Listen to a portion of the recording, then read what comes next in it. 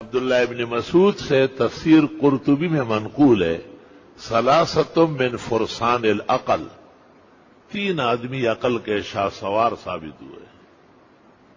ایک شعیب علیہ السلام کی بیٹی صفورہ، سواد سے صفورہ،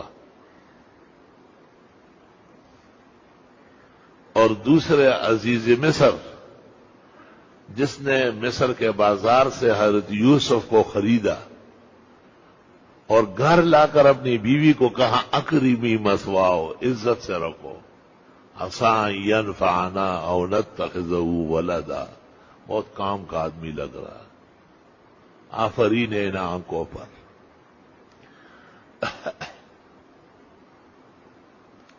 عصمت محفوظ رہی غلاموں کے قطار دیکھو، کیونکہ وہ تو غلام پکڑ کے لائے تھے، اور صرف اس شعر پر آنسو کا آبشار دیکھو، اس کی حقیقت سمجھنا ہو تو اخبار دیکھو، لگائے مصر کا بازار دیکھو۔ ایک زمانے میں ایک شعر پر میں نے برجستہ 18 اشعار کہے تھے۔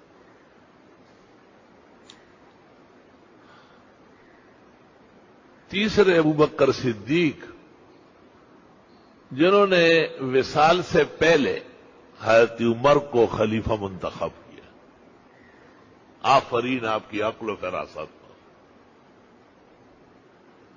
آسمان و زمین نے عمر کے عدل کی گواہیاں دی ہے اور قیامت تک دے گی۔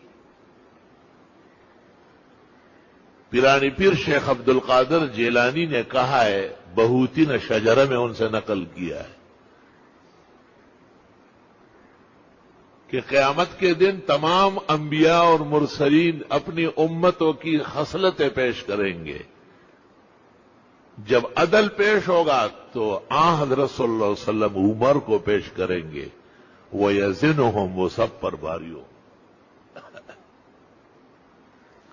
آپ جیسے عادل آسمان زمین نے دیکھا نہیں، آپ عدل کے دریا بہاتے تھے، اور آپ مجسمہ عدل تھے۔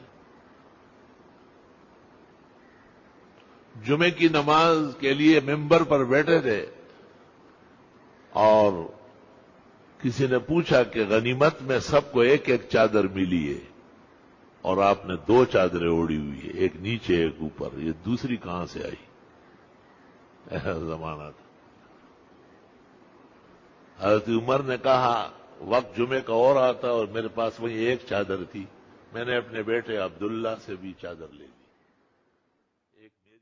مزید اسی طرح کی دینی و علمی اور معلوماتی ویڈیوز کے لیے ہمارے چینل کو سبسکرائب کریں اور بیل آئیکن کو پریس کر دیں تاکہ ہماری نئی آنے والی نوٹیفیکیشن آپ کو سب سے پہلے مل جائے۔ جزاک اللہ۔